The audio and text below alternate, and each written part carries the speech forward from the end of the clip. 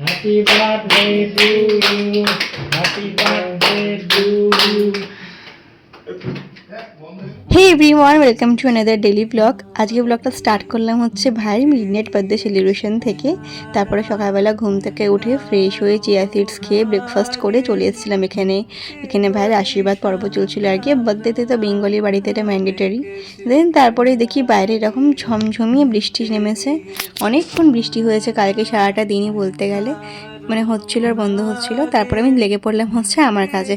আজ যে না ঘরটাকে একটু ভালো করে গোছাবো, অনেক দিন ধরে একদম গোছানোর টাইম পাচ্ছিলাম না, তাই আমার যে একটু পেট পুজো হয়ে গেল আর কি। কালকে রাতের কেকটা বেঁচে গেছিলো অনেকটা, সেটাই খেয়ে নিলাম একদিন।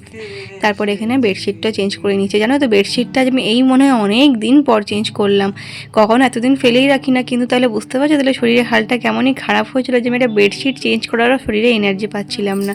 ভাবলাম না বেডশিটটা অনেকটাই নোংরা হয়ে গেছে, আর মানে বেডশিটে শোয়াই যাচ্ছিলো না, এতটা নোংরা হয়ে গেছিলো।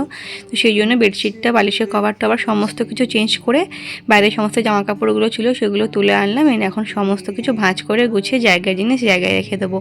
জামা কাপড়ও কতটা পড়েছে দেখেছো। অ্যাকচুয়ালি সত্যি বলতে একদিনে জামা কাপড় কিন্তু এগুলো নয়, আমি গোছাতে পারিনি দুদিন ধরে, সেই জন্য ভাবলাম আজকে একেবারে সব গুছিয়ে রেখে দিই। তারপরে ভালো করে ঘর বারান্দা সমস্ত কিছু ঝাড় দিয়ে নিচ্ছিলাম। সত্যি বলতে আমাদের যিনি হেল্পিং হ্যান্ড আছে উনি সকালবেলা এসে ঝাড়টার দিয়ে যায়, তবে তারপরেও বেলা হতে না হতে বেশ কিন্তু ময়লা হয়ে যায়। তবে আমি রোজ তো দিতে পারি না, তোমাকে বলেইছিলাম আগের ব্লগে, রোজ তো আমার পক্ষে পসিবল হয়ও না, আমার শরীরও দেয় না রোজ আমি যে ঝাঁট ফাট দেবো।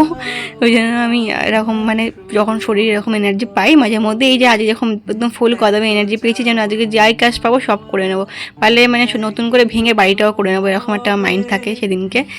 অ্যাকচুয়ালি সত্যি কথা বলতে কি না, তোমরা হয়তো নোটিস করবে একটা এজের পর ক্লিনিকটা কিন্তু থেরাপি হিসেবে লাইফে কাজ করে, আমার তো করে এখন এই মুহূর্তে দাঁড়িয়ে।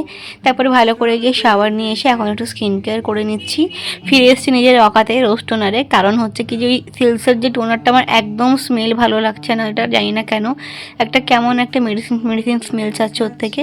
তারপর আজকে দুপুরে লাঞ্চে ছিল হচ্ছে কি যে বিরিয়ানি, চিকেন বিরিয়ানি। তো দুপুরে লাঞ্চটা হচ্ছে সেরে নিলাম, এরকম বৃষ্টি তার মধ্যে চিকেন বিরিয়ানি, একটা বেশ ভালো কম্বো তাই না। তারপরে এখানে দেখছো ভাই কত খুশি, কারণ আমার বাবার ভাই এখন বেরিয়ে যাচ্ছে হচ্ছে কি যে বারুইপুর যাওয়ার জন্য পিসির বাড়িতে। তো তোমরা হয়তো অনেকেই জানো, আমিও তোমার সাথে ব্লগ শেয়ার করেছিলাম পিসির বাড়ি, বাট এবার আমি যাচ্ছি না, কারণ আমার সানডে এক্সাম রয়েছে। আমার অনেক ইচ্ছা ছিল যাবার, বাট আমি যেতে পারলাম না। এই যে বাবার ভাইকে দুজনকে গিয়ে ছেড়ে দিয়ে আসবে, তো ওরা দুজন হচ্ছে এখানে বেরিয়ে যাচ্ছে। অ্যান্ড ওরা চলে যাওয়ার পর থেকে না আমার রুমটা পুরো ফাঁকা হয়ে গেছে, বিশেষ করে আমাদের ঘরটা তো পুরো ফাঁকা হয়ে গেছে আমার ভাই না থাকাতে, মনে হচ্ছে যেন সব ফাঁকা ফাঁকা লাগছে। তো আজ যে ব্লগটা এখানে এন্ড করলাম, সবাই খুব ভালো থেকো।